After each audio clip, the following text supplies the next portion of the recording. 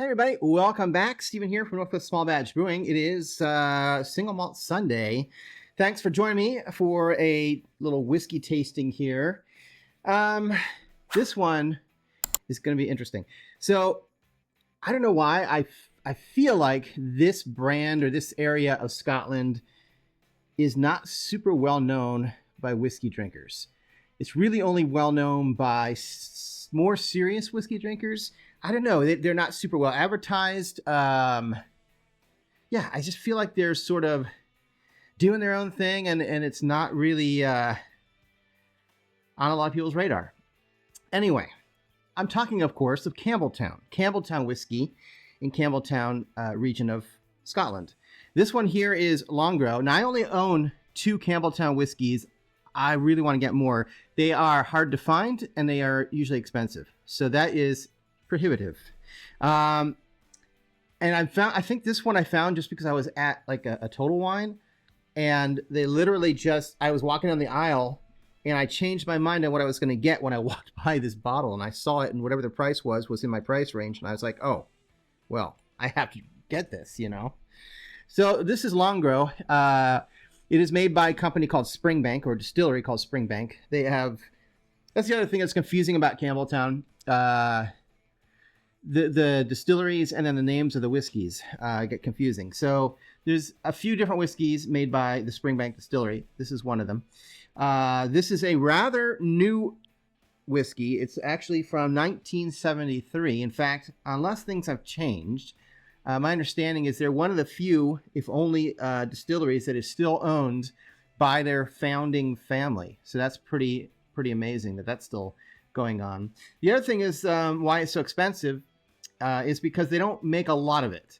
Now, this is going to sound like a lot because it's hard to picture the numbers. They make about 100,000 barrels per year, or 100,000 barrels, 100,000 liters per year of whiskey.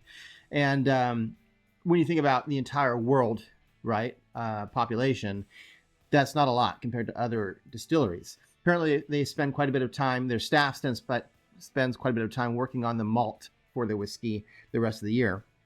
At any rate, when you don't make as much, it costs more, especially if it's good. So this is 46% ABV. It's peated, so it's going to be a smoky whiskey. It's non-chill filtered, which means that it could have some clouding. It will get cloudy if you add some water to it. But that's not it doesn't hurt it or anything. And most of us prefer the non-chill filtered if it's pot distilled, because you get to retain all those fantastic oils, especially with the smoky whiskeys. I've been talking and I haven't even taken a sniff. It's very bright. I get a lot of apple and brightness. And believe it or not, even though I've had this and I know it's smoky, there it is. Yeah, initially you don't get the smoke on the nosing. It starts to come in after that. Pretty subtle as far as that goes. The smokiness.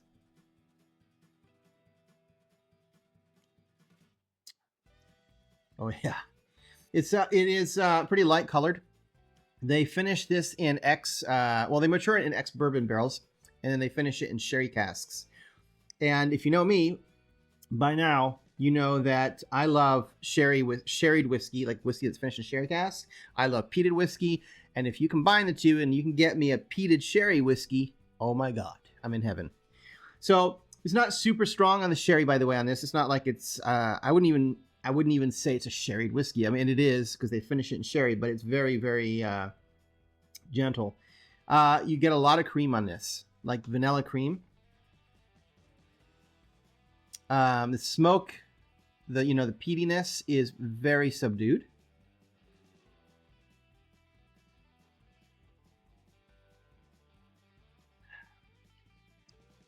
Although we also know that the longer a whiskey sits, the less smoky it will be.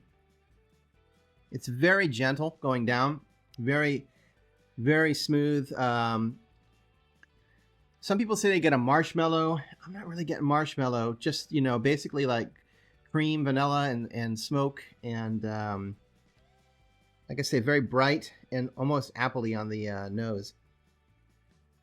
Anyway, I'm not sure what this costs right now because I got it, when I got lucky and got it, when I was walking by and saw it. But if it's reasonable, I highly recommend getting this. It's an easy drinking whiskey. So far, I've never had a Campbelltown whiskey that was bad. So there you go.